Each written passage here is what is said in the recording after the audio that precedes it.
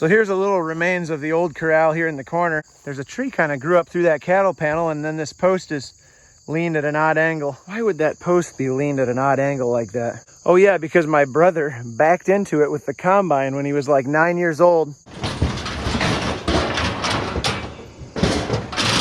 What in the world? Hey there, thanks for turning down my road. If this is your first time here, my name's Carl. My little brother and I both work for local farmers full time, but we both also farm together with our cattle herd and our hay operation.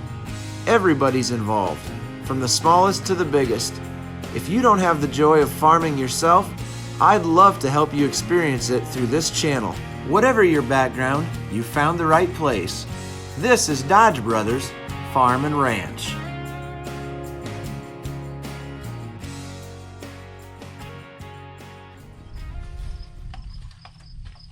You know what the electric fence wire said?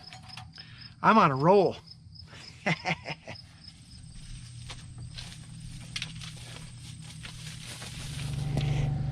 Man, the ground's kind of dry, so these posts don't actually quite pull out as easily as they went in. All right, so I saw this trick on TikTok. I hope it works, because normally I would just wiggle the post back and forth until it gets loose and then pull it up by hand. But this ground is really, really dry, and it's holding onto this post really tight. So here's what you supposedly do. You take your post pounder and turn it upside down, otherwise you'll fill it up with dirt. And then you push the post away from you until you can get one of these tabs on top of the post pounder. And then you just pull it back towards you. Oh my gosh, it's working.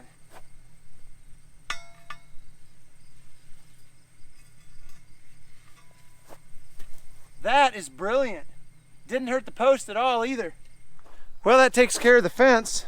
Now it's time to get the corn mowed down, and embarrassingly enough, there is a little bit of foxtail grass coming up in there. Maybe more than a little bit. We'll get that mowed down too. Let's go get the tractor and mower.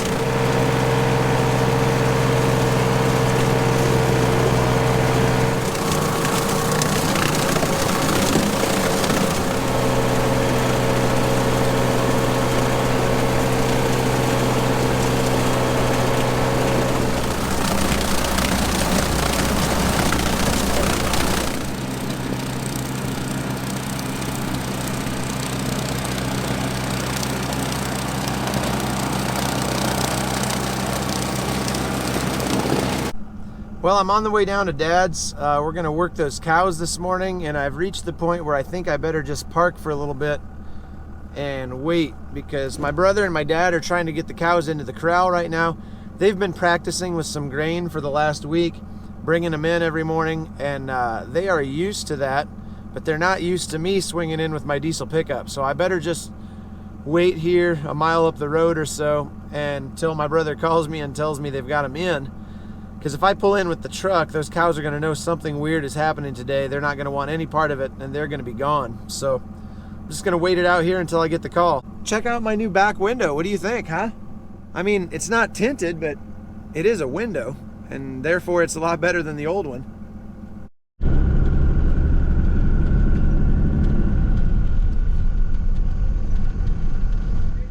All right, these cows are going to start having calves in about a month, so we're giving them a shot of Scour Guard today, which is going to help those new baby calves keep from getting the scours.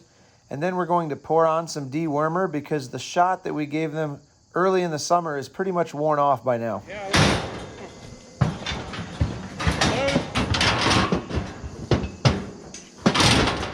So that pipe that my brother's putting across behind the cow is part of the chute. It just gives her something to back into when I open the head gate to let her go, keeps her from backing all the way back into the vet cage, and then she realizes she's got to go forward. Right now I'm just pouring this dewormer right down the midline of her back. The bottle actually has a measuring device built into it, and the amount that you pour on depends on the body weight of the cow. Now that I told Todd I'm going to be late bringing the car from here out.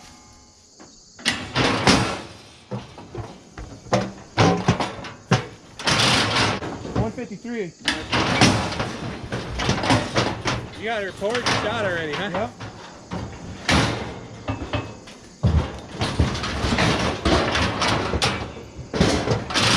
What in the world?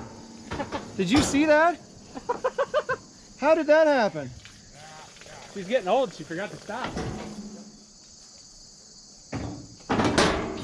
I should look at their eyes a little bit better before I turn them loose, I guess. All right, here we go. Oh, boy, I'm glad I didn't have it open very far. Come on, back up, girl. Back up, honey. Back up a little. I don't really need her to. Oop, there she goes. Got another clicker too. Check her eyes while I'm doing this. Oh, honey. No cloud, no drainage. Good. All right, hold on. Oh. I got footage of her getting out of here.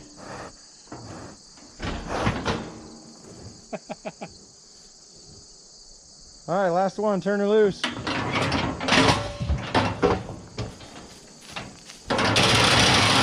That's a wrap. What'd you expect? All right, last one. Turn her loose.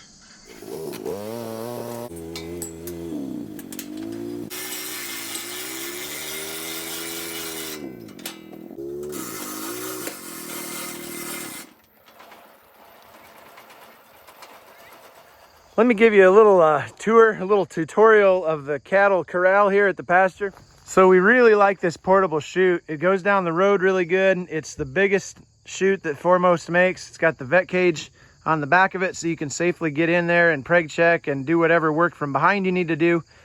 And then it's very versatile with all of the places that it opens up on the side. The head gate is as wide as a head gate as you can possibly get. It's a really good unit. I'll do a whole thing about this chute later probably and explain why we chose this one over the other ones.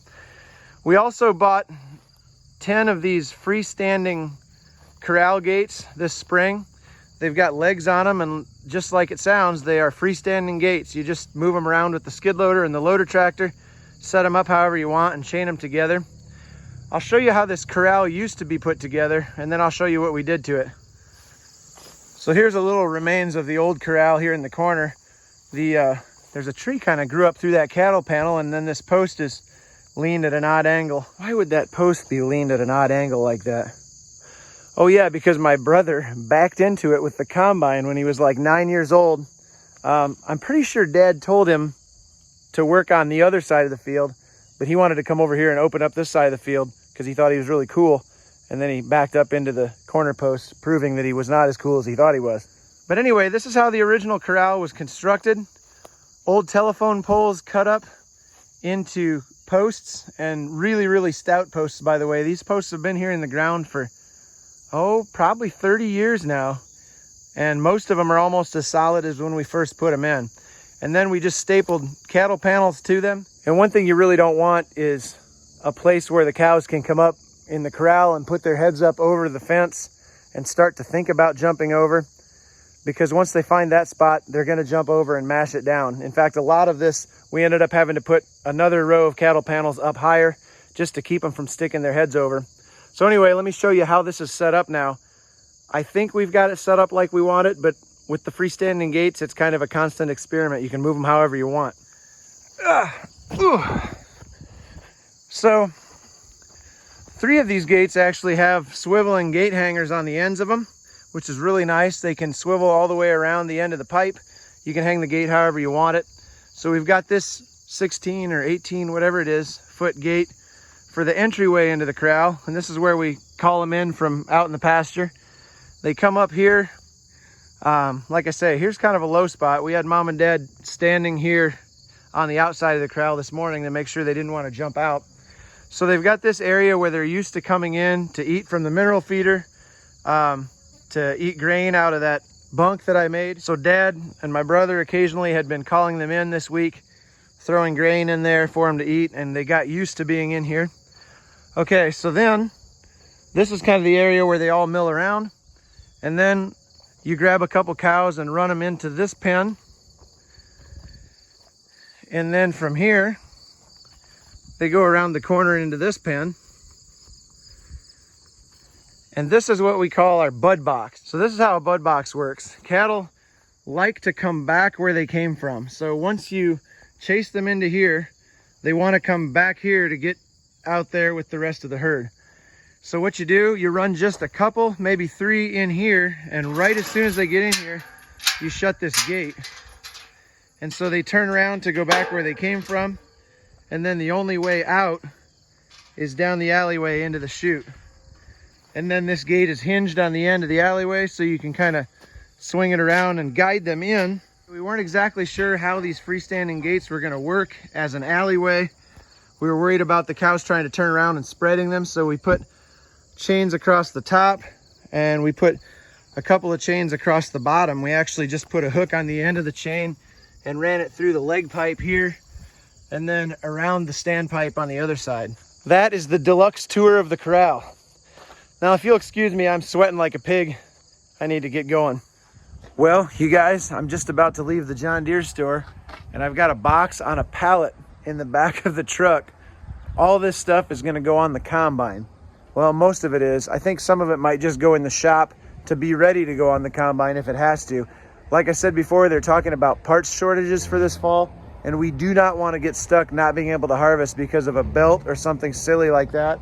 So we've got this whole stack of stuff so we can be ready. Well, I hope you've enjoyed this video. That's pretty much going to do it for today. If you have not yet done so, would you please go down here and hit the subscribe button and the little alarm bell next to it? That way you'll be notified every time I put out a new video. Also, I wouldn't mind if you'd hit the like button and drop me a comment. Let me know how you're doing. Thanks for riding along. I'll see you next time.